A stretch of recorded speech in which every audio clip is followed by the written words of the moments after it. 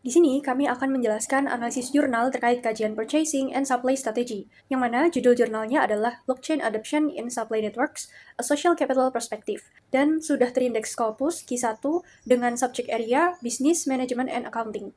Nah, di sini, sebelum kita masuk ke penjelasan lebih dalam, terlebih dahulu kita akan membahas terkait abstraknya. Penelitian ini bertujuan untuk melihat bagaimana pengaruh social capital terhadap keputusan perusahaan dalam mengadopsi teknologi blockchain di dalam supply networks. Nah, di sini peneliti menggunakan metode multiple case studies yang merupakan penelitian untuk 2 studi kasus sekaligus. Untuk kasus pertama adalah kondisi perusahaan yang mengadopsi blockchain, sementara kasus kedua adalah perusahaan yang tidak mengadopsi blockchain. Selain itu, struktur dan industri untuk kedua kasus adalah sama, hingga didapatkan perbandingan antara dua supply networks di industri makanan, yang satu mengadopsi blockchain sementara yang satunya tidak. Hal ini bertujuan untuk memahami peran social capital dalam keputusan adopsi teknologi tersebut. Nah, pendekatan ini membuat temuan penelitian lebih kuat karena didasarkan pada perbandingan antar kasus yang terkontrol. Penelitian ini menemukan bahwa teori social capital itu sangat penting untuk memahami penerapan blockchain.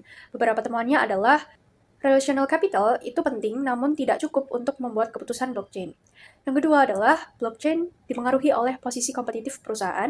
Dan yang terakhir, peran perusahaan untuk menjaga informasi atau menghubungkan pihak yang ternyata sangat penting dalam menentukan keputusan adopsi blockchain.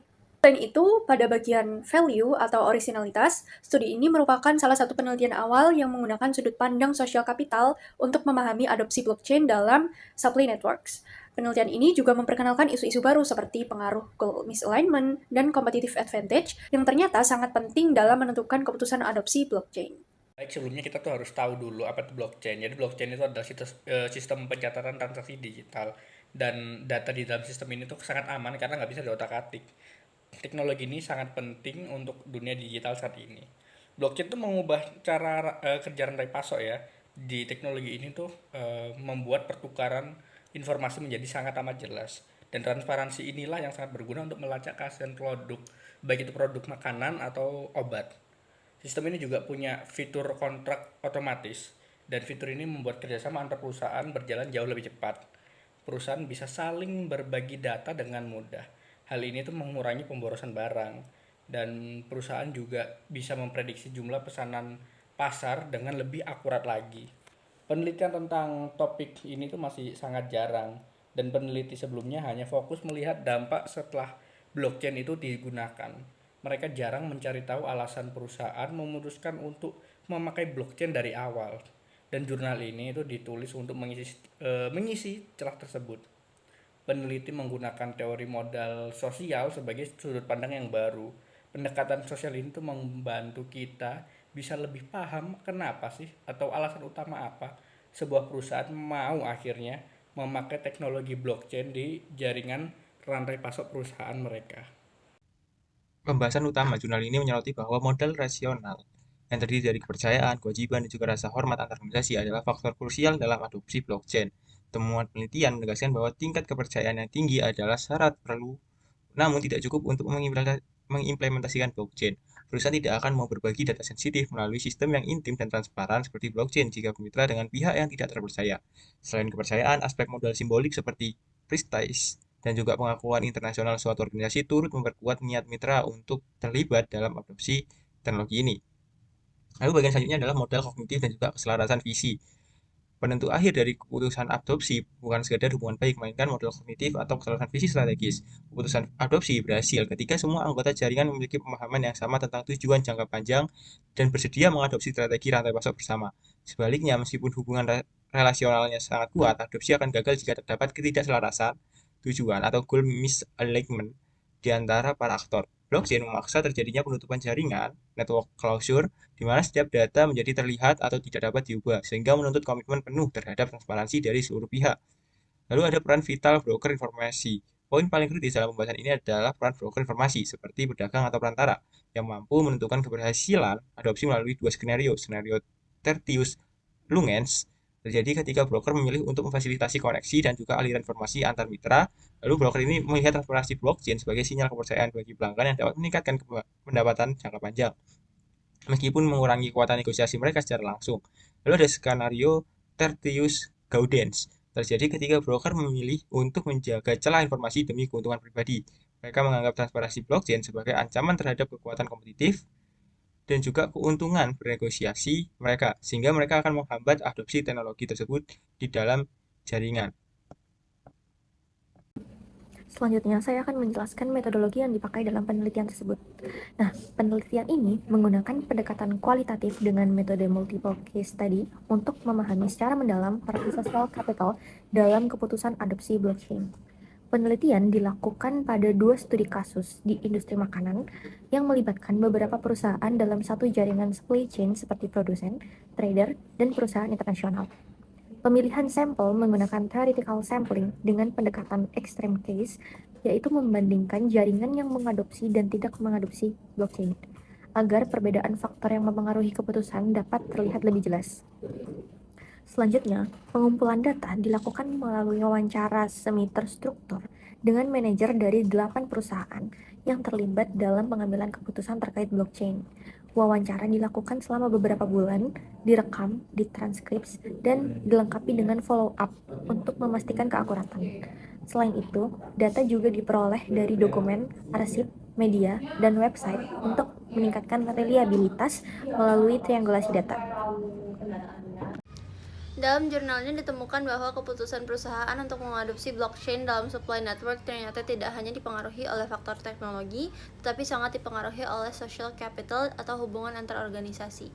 Yang pertama, relational capital seperti trust, interaksi, dan mutual respect menjadi syarat yang penting. Namun menariknya, trust saja tidak cukup untuk mendorong adopsi blockchain. Artinya, meskipun perusahaan saling percaya, belum tentu mereka mau berbagi data secara transparan melalui blockchain. Kedua, yaitu cognitive capital atau kesamaan visi dan tujuan antar perusahaan juga sangat menentukan. Jika perusahaan dalam jaringan memiliki tujuan yang selaras, maka peluang adopsi blockchain akan semakin tinggi. Sebaliknya, jika ada perbedaan kepentingan, adopsi akan terhambat. Ketiga, faktor strategi kompetitif juga berperan besar. Perusahaan akan mempertimbangkan apakah blockchain menguntungkan posisi mereka, terutama terkait peran sebagai broker informasi. Jika mereka merasa kehilangan keunggulan kompetitif, mereka cenderung menolak adopsi. Kesimpulannya, adopsi blockchain bukan hanya soal teknologi yang canggih, tetapi soal dinamika hubungan dan kepercayaan, serta strategi antar perusahaan dalam satu jaringan supply chain.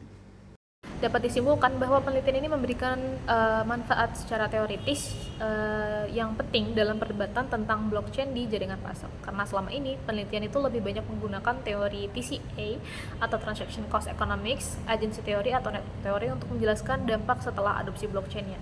Yang baru dari penelitian ini adalah bahwa mereka ini mengusulkan teori modal sosial adalah missing piece yang terlewat. Jadi dua dimensi sosial yang kita ketahui adalah yang pertama terkait relational capital yang terkait kepercayaan, kemudian komitmen, lalu yang kedua adalah cognitive capital yang berkaitan dengan keselarasan visi dan juga tujuan strategis.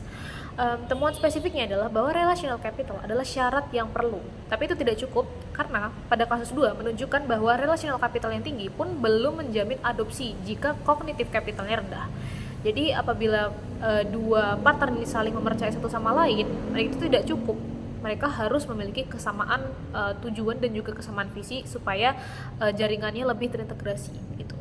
Kemudian ditemukan bahwa ada dua perilaku broker. Yang pertama adalah broker Tertius Gaudens atau yang cenderung menjaga informasi. Kemudian yang kedua ada Tertius Langens yang cenderung menghubungkan pihak yang terputus. Proposisi yang diajukan adalah bahwa broker Gaudens itu kurang cenderung untuk mengadopsi blockchain sehingga menurunkan kognitif kapital di tingkat jaringan sehingga jaringan kurang cenderung adopsi, dan untuk broker Langens adalah sebaliknya. Nah, kenapa sih bisa seperti itu? Karena ibaratnya kalau misalnya kita ingin menghubungkan pihak satu dengan pihak yang lain, namun pihak yang lain itu cenderung untuk menjaga informasi gitu. Pada contoh ini kasusnya adalah broker Gaudens yang dimana mereka ini lebih keep the information to themselves, itu kemungkinan adopsi blockchain-nya sangat kecil.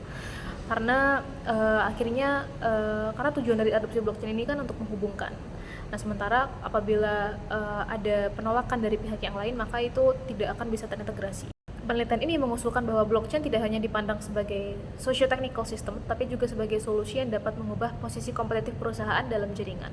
Implikasi manajerialnya, langkah-langkah yang perlu dilakukan supaya para manajer bisa mengadopsi blockchain adalah yang pertama untuk mengevaluasi relational capital. Apakah mitra yang dapat dipercaya? Kemudian yang kedua adalah evaluasi cognitive capital. Apakah semua mitra memiliki visi dan misi yang sama? Kemudian yang ketiga adalah memperhatikan posisi dari brokernya. Kita harus mencari tahu apakah broker ini cenderung menjaga informasi, gaudens atau langgeng yang mau berbagi informasi. Kemudian yang keempat adalah untuk broker itu sendiri, mereka itu apabila mereka memutuskan untuk menjadi langgeng, mungkin mereka memiliki kekuatan tawar-menawar yang jangka pendek. Namun adopsi blockchain dapat menjadi sinyal kepercayaan kepada pelanggan. Jadi pelanggan akan melihat broker sebagai mitra yang lebih transparan dan dapat dipercaya dibandingkan broker lain. Untuk dua arah penelitian masa depan yang dapat disarankan adalah yang pertama, memahami lebih dalam pengaruh pertimbangan kompetitif terhadap cognitive capital pada tahap pra-adopsinya. Kemudian yang kedua adalah menyelidiki implikasi network closure pada tahap pasca adopsi.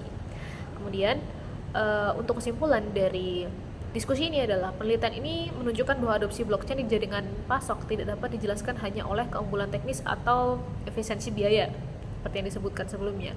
Jadi mereka mengusulkan bahwa ada model sosial di sini, khususnya relational capital dan cognitive capital, serta ini juga dipengaruhi oleh perilaku brokernya, sehingga informasi ini itu memainkan peran yang sama pentingnya, bahkan menentukan berhasil atau gagalnya adopsi blockchain. Blockchain bukan sekedar teknologi, ini soal kepercayaan dan keselarasan visi dan juga strategi.